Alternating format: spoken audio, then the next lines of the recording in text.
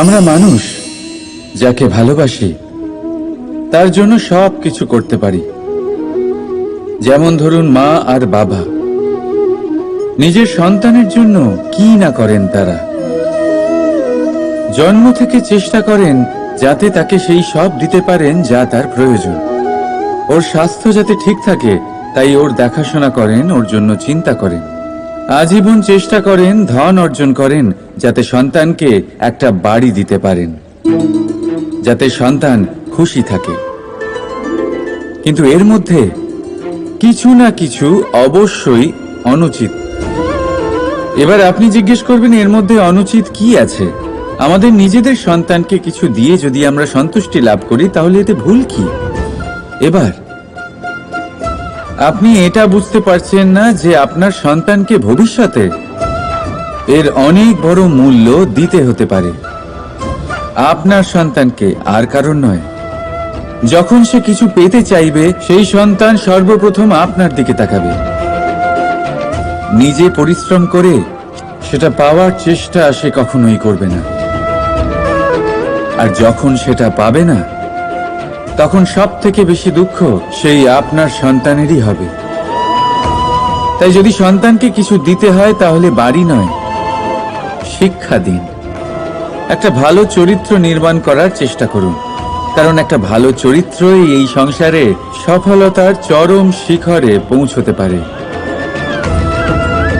রাধা রাধা।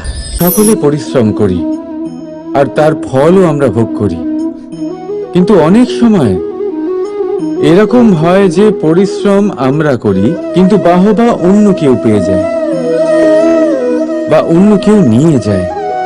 এবার এই সময় আমরা নিরাশ হয়ে পড়ি, হতাশ হয়ে পড়ি। তারপর কাজে আমাদের একটুও মন বসে না। আমরা আমাদের পূর্ণ যোগদান করা বন্ধই করে দিই।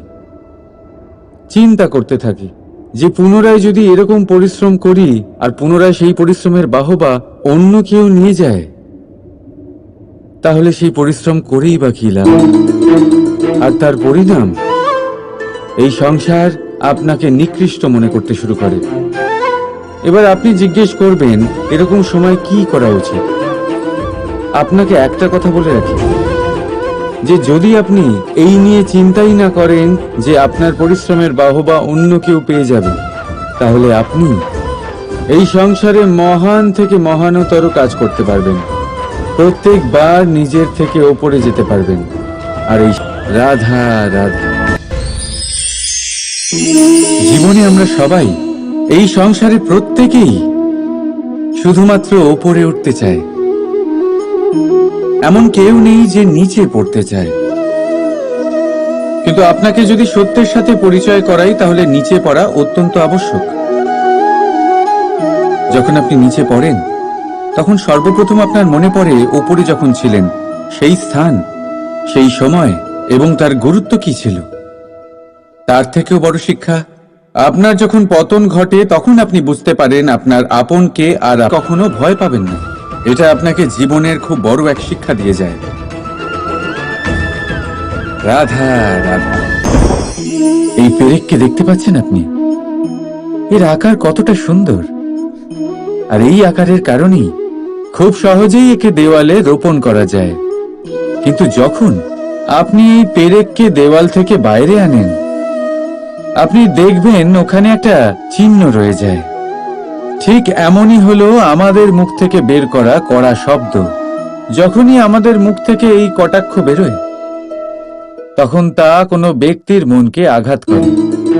আর তারপরে আপনি যতই তার কাছে ক্ষমা চান না কেন কিন্তু তাও তার সেই ঘা পূরণ হয় না। আপনার বলা সেই কথা, সেই কঠোর চিহ্ন ওই ব্যক্তির মনের দেওয়ালে খোদাই হয়ে থাকে। সেই জন্য আমি সব সময় বলি, এই শব্দের শক্তিকে আপনারা বুঝুন, এর মাহাত্ম্যকে বুঝুন। এই শব্দ ব্রহ্ম। কারণ যেভাবে আপনাকে এই শব্দ বিজয়ী করে তোলে সেইভাবেই এই শব্দ আপনার ব্যাকুলতার কারণে, আপনার বাচন ভঙ্গির কারণে, আপনার অতি উৎসাহের কারণে আপনাকে বিপরীত প্রহারও করতে পারে, যতই আপনার মন সুন্দর ও মধুর হোক না কেন। রাধা রাধা। মানুষ নিজের জীবনে সুখ পাওয়ার জন্য অনেকবার চেষ্টা করে, কিন্তু সহস্র প্রয়াসের পরেও ব্যক্তি মনের মতো সুখ পায় না। সুখকে পাওয়ার এই যাত্রা অনেক সময় দুঃখের মোড়েতে এসে সমাপ্ত হয়ে যায়, আর মানুষ বুঝে উঠতে পারে না যে কেন এমন হলো। তার প্রয়াস শুদ্ধ ছিল, তার মন পবিত্র ছিল, তার মনোবাঞ্ছনা সঠিক ছিল, কিন্তু তাও কেন সে সুখ পেল না? এর কারণ হলো আপনার আশেপাশের লোকজন আপনার সাথী। আপনি সুখ অথবা দুঃখের লক্ষ্য এনাদের থেকেই পান। তাই মনে রাখবেন, অনেক সময় আমরা দুঃখ এই কারণে পাই কারণ আমরা দুর্জনের ওপরে ভরসা করি, আর অনেক সময় দুঃখী আমরা এই কারণে হই কারণ আমরা সজ্জনের ওপরে সন্দেহ করি। যেদিন আপনারা এটা বুঝতে পারবেন যে কাদের ওপরে সন্দেহ করবেন আর কার থেকে আশা রাখবেন, সেই দিন আপনার জীবন থেকে দুঃখ চিরকালের জন্য চলে যাবে। তাহলে আসুন আর আমার সাথে ভালোবেসে বলুন, রাধা রাধা। এই সংসারকে আপনি কেমন করে জানবেন, কেমন করে বুঝবেন? এবার আপনার উত্তর বড়ই সহজ হবে, সংসারকে নিজে চোখে দেখে। এটা অবশ্যই উচিত। এবারে দেখুন না, আমরা নিজে চোখে এই সংসারকে দেখি, একে চিনি, তারপরে আমরা বুঝতে পারি। কিন্তু আমরা এটা খেয়াল করতে পারি না যে সমস্ত সংসারকে দেখছে যে চোখ, তা কতটা ছোট হয়, তাই না? একা একজোড়া চোখ আমাদের সমস্ত সংসারকে দেখায়। তাহলে ভেবে দেখুন আপনার কাছে আর কি কি আছে। দুটি চোখ আছে, দুটি কান আছে, বলার ক্ষমতা আছে যা দিয়ে আপনি শব্দ নির্মাণ করতে পারেন, শব্দ যা দিয়ে আপনি ব্রহ্ম বানাতে পারেন। দুই হাত আছে, যদি সে চায় তাহলে পাতাল খুঁড়ে সে জল নিয়ে আসতে পারে। দুটি পা আছে, যদি সে চায় তাহলে সংসারে যত বড়ই পর্বত হোক না কেন তাকে পার করতে পারে। একটা হৃদয় আছে যে প্রেমের বন্ধনে সবাইকে বেঁধে রাখে। একটা মন আছে যে প্রকাশের থেকেও বেশি তীব্র গতিতে চলে। এক মস্তিষ্ক আছে যে যত বড়ই সমস্যা হোক না কেন সমাধান বের করে ফেলে। এবারে ভেবে দেখুন আপনার কাছে কি কি নেই। বোঝার চেষ্টা করুন আপনি কতটা ধনবান। এই সংসারে সেই ব্যক্তি সুখী নন যার কাছে ধন আছে। সুখী সেই যে ধনের সদ্ব্যবহার করে। ঠিক তেমনি আপনার ধন হলো আপনার এই শরীরের ক্ষমতা। এই শরীরের ক্ষমতাগুলিকে ব্যবহার করে ধনাত্মক দৃষ্টিভঙ্গিতে সবকিছু দেখুন। এই সংসারকে বুঝুন, নিজেকে বুঝুন। এই সুখ চাইলেও আপনার থেকে দূরে থাকতে পারবে না। রাধা রাধা। এই সংসারে সব থেকে বড় রোগ কোনটা? কেউ বলবে খিদে, কেউ বলবে বার্ধক্য, কেউ বলবে জ্বর আদি ইত্যাদি। আমরা সব সময় চেষ্টা করি যে আমরা এই সব রোগ থেকে দূরে থাকি। সময় মতো আমরা চিকিৎসকের সাথে দেখা করি। অনেক চেষ্টা করি যাতে এই রোগ আমাদের আশেপাশেও না ঘোরাফেরা করতে পারে। কিন্তু জগতের সব থেকে বড় রোগ সব সময় আমাদের সাথেই থাকে, আর এই রোগের নাম হলো আপনার শক্তিকে আপনার আত্ম করুন। তা থেকে শিখুন, অবশ্যই জীবনে অগ্রসর হন। আর এখনকার জন্য নির্ভয় হয়ে আমার সাথে ভালোবেসে বলুন, রাধা রাধা। স্বপ্ন। প্রত্যেক মানুষ স্বপ্ন দেখে, আর প্রত্যেক মানুষ এই আশাও করে যে তার স্বপ্ন পূরণ হোক। কিন্তু তার স্বপ্ন কখনো পূরণ হয় না। যারা প্রথমেই এই কথা ভেবে নেন যে তাদের স্বপ্ন পূরণ হয়ে গেছে, তাদের স্বপ্ন যথার্থ হয় যারা প্রয়াস করতে থাকে, নিরন্তর প্রয়াস। সেই জন্য জীবনে চেষ্টা চালিয়ে যান, পরিশ্রম করতে থাকুন, আর পূর্ণ বিশ্বাসের সাথে নিজের স্বপ্ন পূরণ করার দিকে অগ্রসর হয়ে পড়ুন। নয়তো এরকম না হয়ে যায় যে অন্য কেউ আপনাকে দিয়ে তার স্বপ্ন পূরণ করিয়ে নেয়।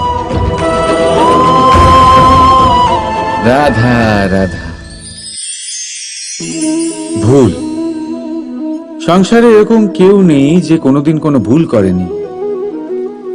ভুল হয় এই জন্য যাতে আমরা সেই ভুল করি, সেই ভুল থেকে শিখি আর জীবনে অগ্রসর হই। কিন্তু সেই ব্যক্তি তার ভুল থেকে কখনোই শিক্ষা পাবেন না যিনি তার ভুলকে স্বীকার করতে শেখেননি।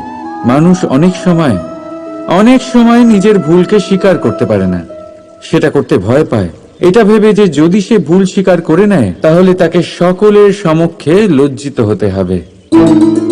সে জানে যে সে কোথাও না কোথাও অবশ্যই ভুল করেছে, কিন্তু তার দম্ভ তাকে এটা স্বীকার করতেই দেয় না। এবার সেই ভুল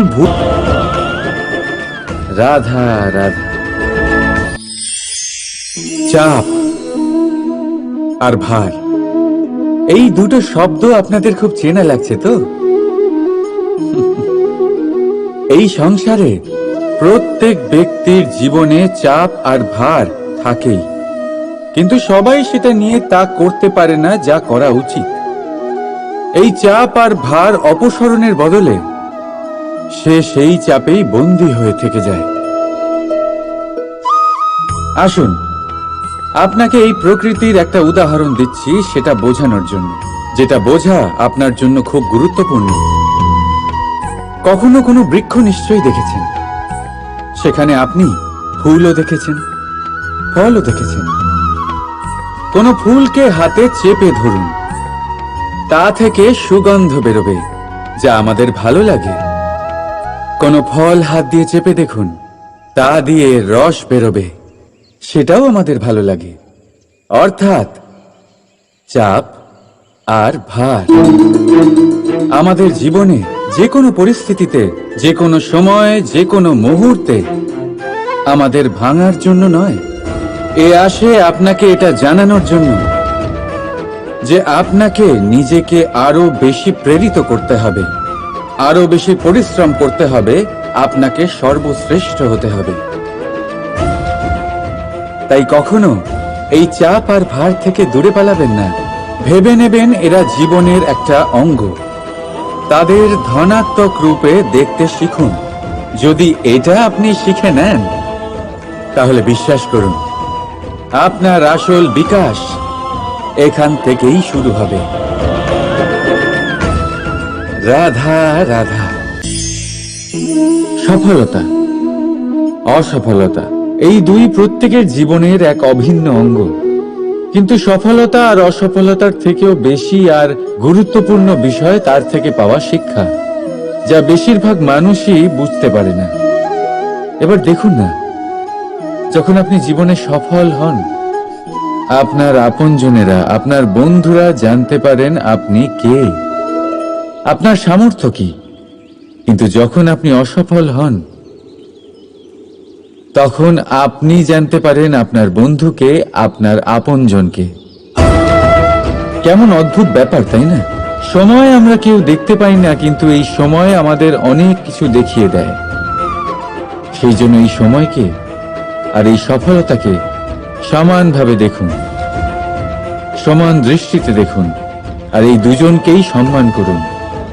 জীবনে আপনি অনেক কিছু শিখবেন, জীবনে আপনি অনেক দূর এগোবেন। রাধা রাধা। বন্ধুত্ব, সংসারের সব থেকে বড় সম্পর্ক এই বন্ধুত্ব। জীবনে মা, বাবা, ভাই, বোন, এইসব সম্পর্ক আমরা বাঁচতে পারি না, কারণ এগুলি আমরা জন্মের সাথেই পাই। কিন্তু বন্ধুত্ব একটাই এমন সম্পর্ক যেটা আমরা বাছাই করতে পারি, যা আমরা বানাই, যা আমরা এগিয়ে নিয়ে যাই। তাই এই বন্ধুত্ব নিয়ে গর্ব করুন। যাকে আপনি বন্ধু বেছেছেন তাকে নিয়ে গর্ব করুন। যদি আপনারা দুজনে একসাথে থাকেন তাহলে সেটা নিয়ে গর্ব করুন।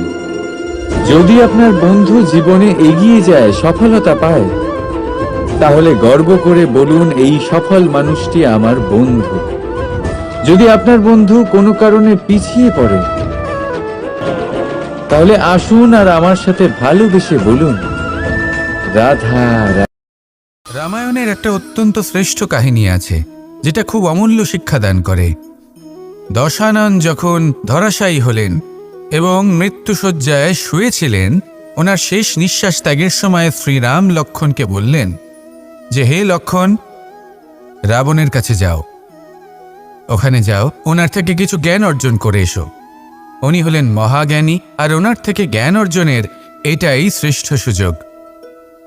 লক্ষ্মণ প্রথমে মানতে চাইলেন না, কিন্তু শ্রীরাম বোঝানোর পরে লক্ষ্মণ ওনার কাছে গেলেন, রাবণের মাথার কাছে গেলেন আর বললেন, দাদা বলেছেন আপনার থেকে জ্ঞান অর্জন করতে।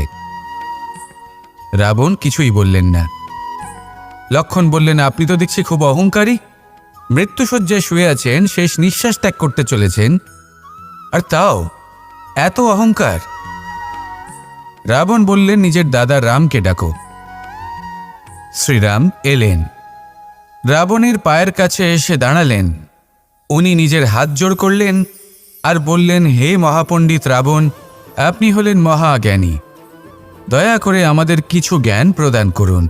রাবণ বিনম্র চিত্তে ওনার কথা শুনলেন, খুব বিনম্র চিত্তে ক্ষমা প্রার্থনাও করলেন, আর এই সংসার একটি অত্যন্ত শ্রেষ্ঠ জ্ঞান লাভ করল। এর দ্বারা আমরা ঠিক কি শিক্ষা লাভ করি?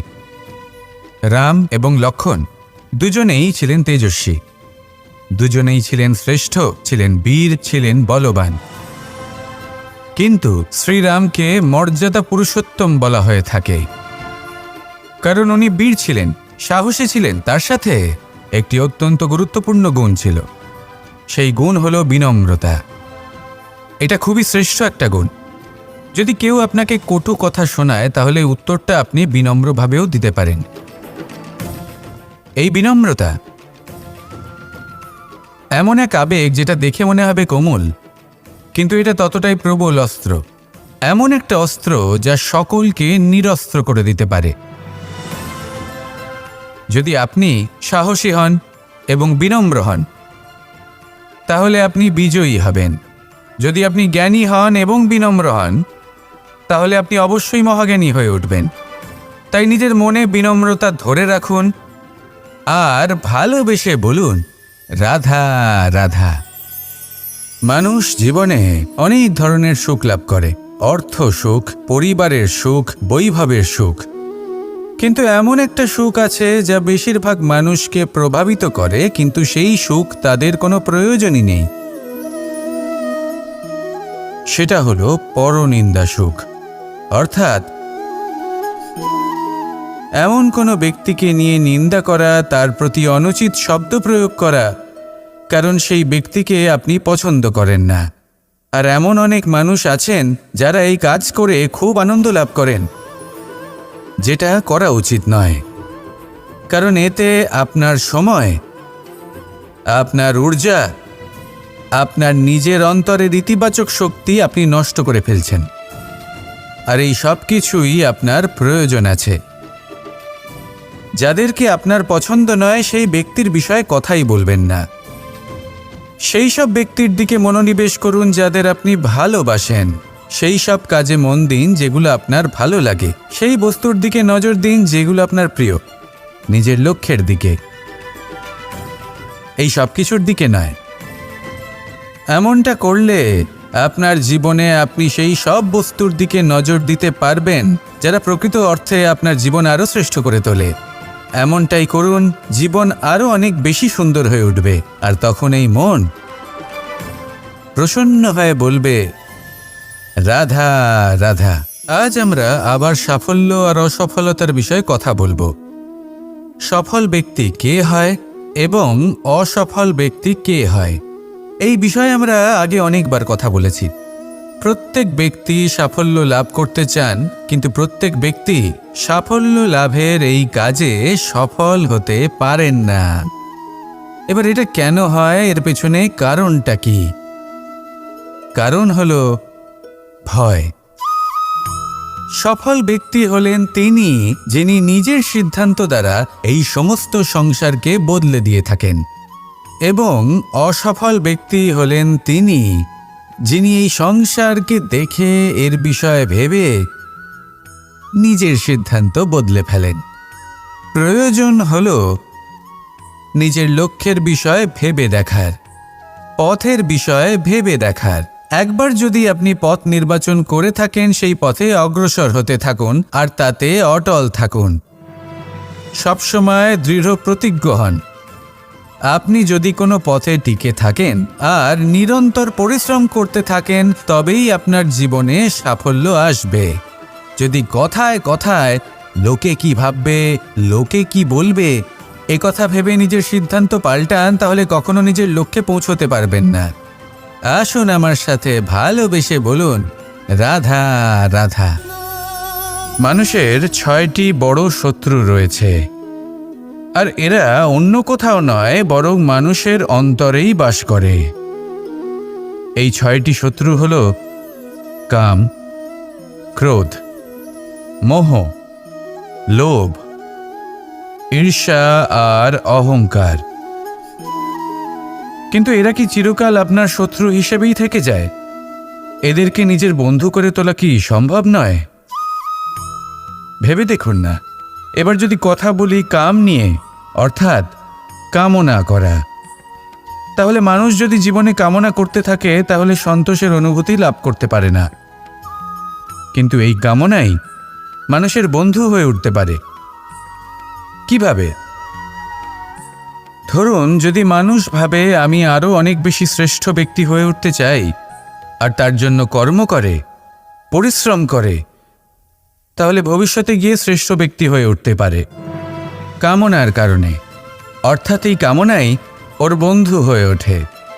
কিন্তু ধরুন, কোনো মানুষ যদি চায় সে শ্রেষ্ঠ ব্যক্তি হয়ে উঠবে, কিন্তু তার জন্য না কোনো কর্ম করছেন আর না কোনো পরিশ্রম করছেন, আর অধর্মের পথে চলতে শুরু করে দেন, তাহলে এই কামনাই তার শত্রু হয়ে উঠতে পারে।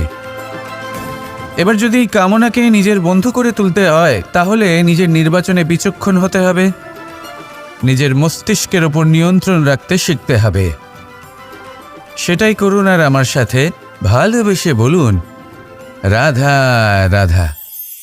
আজ আমরা মানুষের আরও একটি শত্রুর বিষয়ে কথা বলবো, যার নাম হলো লোভ। যে কোনো বস্তুকে অত্যাধিক লাভ করার যে বাসনা, যতটা লাভ করেছি ততটা যথেষ্ট নয়, আমার আরও চাই, আরও চাই, একেই বলে লোভ।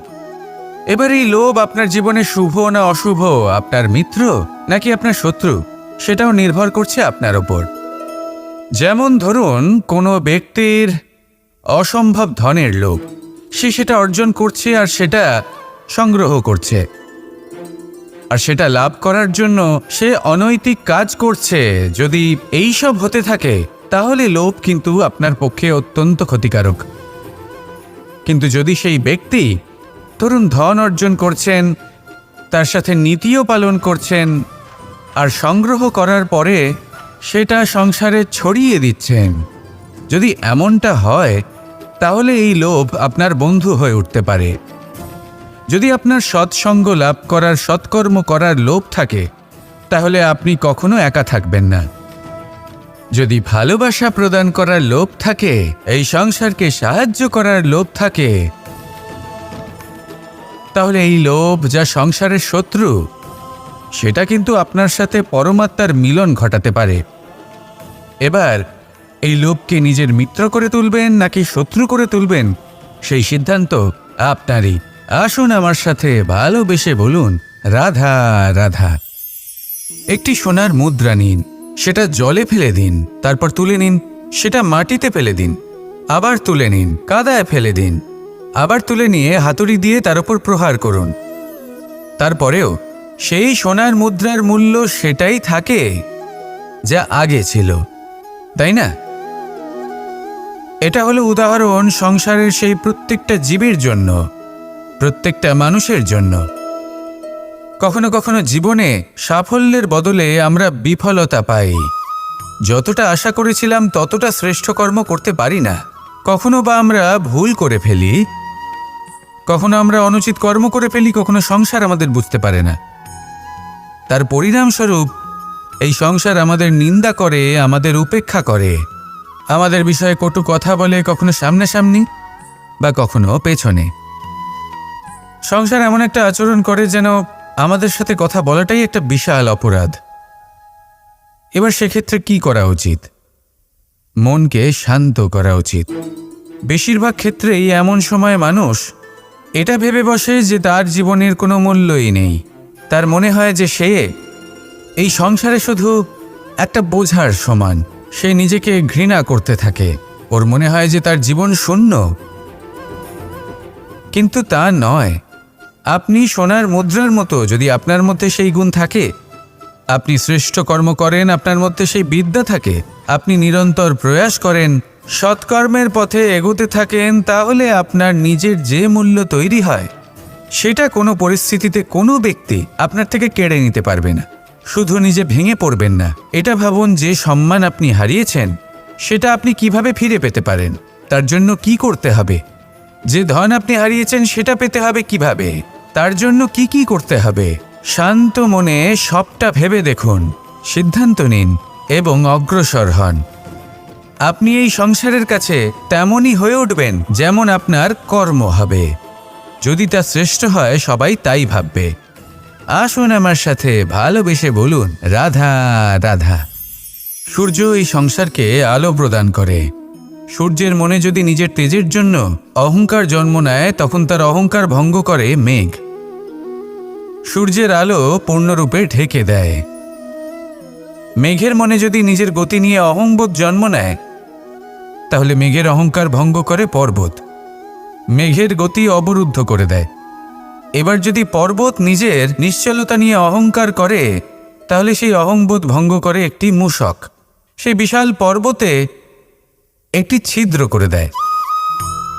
এবার যদি মূষকের নিজের মনে অহংবোধ জন্ম নেয়, তাহলে জল তার অভিমান ভঙ্গ করে, সেই ছিদ্র দিয়ে প্রবেশ করে। আর যদি জলের মনে অহংবোধ জন্ম নেয়, তখন মানুষ বাঁধ নির্মাণ করে তার গতিপথ রুদ্ধ করে, জলের অহংকার ভঙ্গ করে।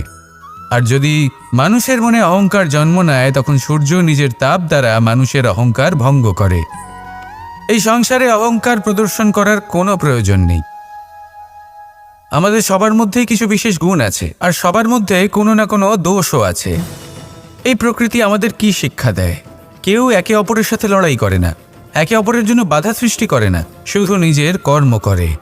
সূর্য নিজের প্রকাশ দ্বারা বনস্পতি এবং গাছপালাকে জন্ম দেয়। মেঘ বর্ষা সৃষ্টি করে লুপ্ত হয়ে যায়, আবার নির্মিত হয়। পর্বতের সেই নিশ্চলতা সেই বর্ষাকে একটা দিশা প্রদান করে, আর তারপরে তা ধারা হয়ে প্রবাহিত হয়ে যায়। এইসব কি? এইসব একটা সম্পর্ক, একটা চক্রের মতো। সবাই একসাথে নিজের কর্ম করে, তাই এই চক্র আবর্তিত হয়। এটা আমাদেরও করতে হবে। একসাথে মিলে কাজ করতে হবে। কারোর জন্য বাধা হয়ে উঠলে হবে না, কাউকে ছোট মনে করলে হবে না। এটাই করতে থাকুন। সবাই মিলেমিশে কর্ম করুন। প্রকৃতি আমাদের এই শিক্ষাই দেয়। আসুন আমার সাথে ভালোবেসে বলুন, রাধা রাধা। এই সংসার বলে যে কৃষ্ণ হলো মহাযোগী। কেউ বলে যে কৃষ্ণ হলো সাংখ্যযোগের প্রবর্তক, কেউ বলে ভক্তিযোগের, কেউ বলে জ্ঞান যোগের, কেউ কেউ এটা মনে করেন যে অষ্টাঙ্গ যোগের প্রভু হলাম আমি। কিন্তু এই যোগ আসলে কি? যোগ বিষয়টাকে বোঝা খুব একটা কঠিন নয়, কিন্তু সেই যোগকে নিজের যাপনের অংশ করে তোলা হলো অত্যন্ত কঠিন, আর তার জন্য প্রয়োজন অভ্যাস। যোগ শব্দটার অর্থ হলো যুক্ত করা, আর এটা আমি ছোটবেলায় শিখেছিলাম। যখন আমার মাখন খেতে ইচ্ছে করত, আর মা মাখনের সেই হাঁড়িটা ওপরে টাঙিয়ে রাখতেন, তখন আমরা ভাবতাম যে অত দূরে পৌঁছবো কি করে। তখন আমরা যোগের বিষয়ে জানতে পারলাম, আর তখন জানতে পারলাম যে সবথেকে গুরুত্বপূর্ণ যোগ আসলে কি? সহযোগিতা, সাহায্য। আমরা সব সখারা একসাথে জড়ো হতাম, একে অপরের পিঠের ওপর উঠে দাঁড়াতাম, আর তারপর আমরা ওই মাখনের হাঁড়ির কাছে পৌঁছতে পারতাম, আর তারপর আমরা সবাই মিলে সেই মাখন ভাগ করে খেতাম। সহযোগিতা, এটা অত্যন্ত গুরুত্বপূর্ণ। পাণ্ডবরাও মহাভারতে এটাই করেছিলেন। ওনাদের সাথেও কেউ ছিল না। একে অপরকে সাহায্য করে ওনারা অনেক বীরদের একত্রিত করেছিলেন। তারপর অবশেষে মহাভারতের এই মহাযুদ্ধে ওনারা জয়লাভ করেছিলেন। রামায়ণে রাম এবং লক্ষ্মণের সাথে কেউ ছিল না। সহযোগিতার মাধ্যমে ওনারা ভাল্লুক আর বানর সেনাকে একত্রিত করেছিলেন, আর এই সংসারের সব থেকে প্রবল রাক্ষস রাবণকে বধ করেছিলেন। মনে রাখবেন, একসাথে মিলে যদি আপনারা কর্ম করতে শেখেন, তাহলে এই সংসারে এমন কিছুই নেই যেটা আপনি অর্জন করতে পারবেন না। আসুন আমার সাথে ভালোবেসে বলুন, রাধা রাধা। এই সংসারে প্রত্যেকটা জিনিসের নিজস্ব একটা বিশেষত্ব আছে, আর তার বিশেষত্বর জন্যই তাকে বিশেষ গুরুত্ব দেওয়া হয়। যদি কথা বলি অস্ত্রের, যেমন তরোয়াল। তরোয়াল নির্মাণ করা হয়েছে রক্ষার জন্য। কত তাড়াতাড়ি সে সামনে উপস্থিত শত্রুকে নিধন করতে পারে। এবার এই তরোয়ালের কোন গুণটা দেখা প্রয়োজন? সেটার ধার। সেই বস্তুটি নয় যার মধ্যে এই তরোয়াল রাখা হয়। সেইভাবেই যদি আমি কথা বলি বানের, তাহলে এটা প্রয়োজনীয় নয় যে সেই বান কতটা তীক্ষ্ণ, কতটা বলশালী। এটা দেখা প্রয়োজন যে তার আকারটা কেমন। সে কি বাতাস ভেদ করে নিজের লক্ষ্যে পৌঁছতে পারবে? সেটা বেশি গুরুত্বপূর্ণ। সেই জায়গাটা নয় যেখানে সেই বান রাখা হয়। ঠিক সেইভাবেই যদি আপনি কোনো মানুষেরই মূল্য বুঝতে চান, তাকে পরখ করে দেখতে চান, তাহলে তার জাতি, তার ধর্ম, তার রূপ, তার আকার, সেগুলো দেখে তাকে পরখ করতে চেষ্টা করবেন না। তাকে পরখ এই সব কিছুর ভিত্তিতে করবেন না। তার স্বভাবটা দেখুন, তার গুণ দেখুন, তার প্রতিভা দেখুন, তার কর্ম দেখুন। কারণ এটাই সেই ব্যক্তির আসল পরিচয়, এটাই হলো তার অস্তিত্ব। যখনই আপনি কোনো নর্তককে শ্রেষ্ঠ নৃত্য প্রদর্শন করতে দেখেন, তখন আপনি কিন্তু এটা ভাবেন না যে সে কোথা থেকে এসেছে, সে কি খায়, ওর বন্ধু বান্ধব কারা। আপনি তার নৃত্য দেখেন, ওর শিল্প দেখেন, সেটারই প্রশংসা করেন, সেটাকেই সম্মান করেন। সেইভাবে এই সংসারে সকলকে সম্মান করুন। আর এই সম্মানের আধার হওয়া উচিত তার গুণ, তার স্বভাব, তার কর্ম,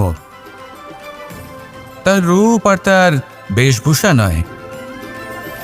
আসুন আমার সাথে ভালোবেসে বলুন, রাধা রাধা। সবাই বলেন যে জীবনে কাদের সঙ্গ লাভ করছি সেটা খুব গুরুত্বপূর্ণ। এক ঝুড়ি ফলের মধ্যে যদি একটা পচা ফল আপনি রেখে দেন, তাহলে আস্তে আস্তে সমস্ত ফল পচে যায়। সেই জন্য কথায় আছে যে কুসঙ্গ থেকে দূরে থাকো। কিন্তু কি করা যায়? এই সংসার খুবই ছোট। যেখানে আমরা কাজ করি, যেখানে আমরা থাকি, যে পথে আমরা আসা যাওয়া করে থাকি, যে পথে আমরা ভ্রমণ করি, সেখানে এমন অনেক সংখ্যক ব্যক্তি থাকেন যাকে দেখে আমরা মনে করি যে এদের থেকে দূরে থাকতে হবে। তখন আমরা কি করতে পারি? তাদের কি আমরা পরিত্যাগ করব? তাহলে এই সংসারে এমন অনেক মানুষ আছেন, তাহলে কি সংসারই পরিত্যাগ করব? না, সেই ফলের মতন হবেন না যারা একটি পচা ফলের উপস্থিতির জন্য নিজেরাও নষ্ট হয়ে যান। বরং হয়ে উঠুন চন্দন বৃক্ষের মতন, যেটা আসলে সাপেদের বাসস্থান, যেখানে অনেক সংখ্যক অত্যন্ত ভয়ানক বিষধর সাপ থাকে। তারপরেও এই চন্দন, সে কিন্তু নিজের শ্রেষ্ঠত্ব হারায় না, এর মূল্য কিন্তু সেই একই থাকে।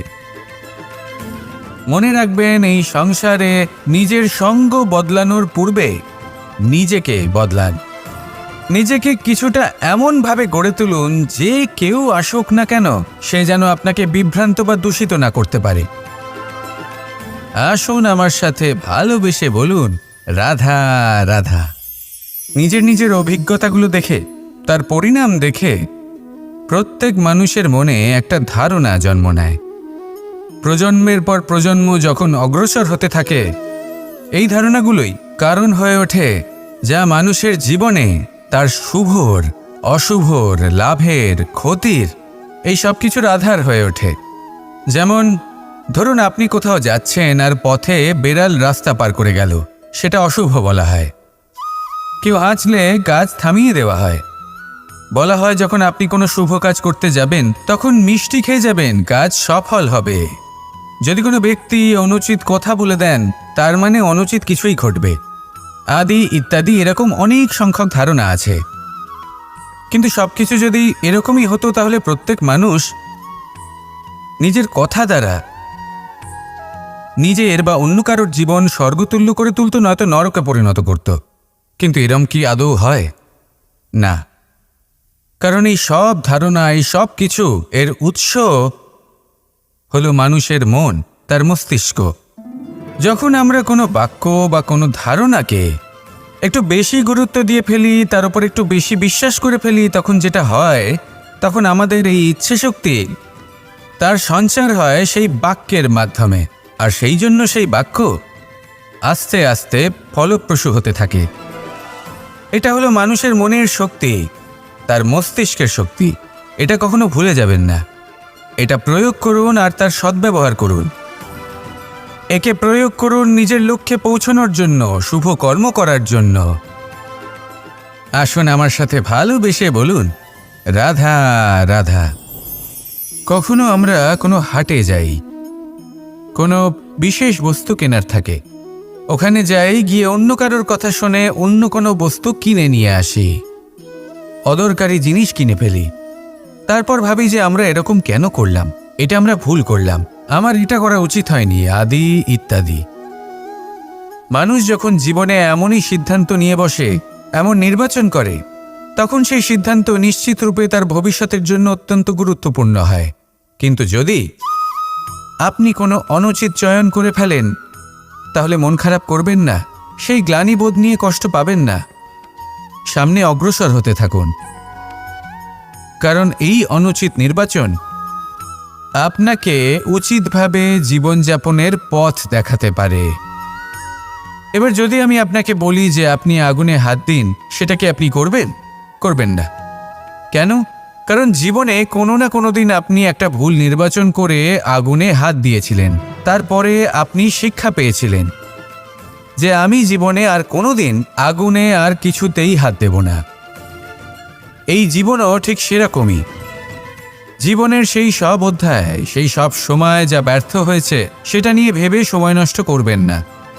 সেটা থেকে যে শিক্ষা পেয়েছেন সেটা মনে রাখুন, আর যে অধ্যায় বাকি রয়েছে, যে সময় বাকি রয়েছে, তাতে কিভাবে সফল হওয়া সম্ভব সেই বিষয়ে ভাবুন। আর আমার সাথে ভালোবেসে বলুন, রাধা রাধা।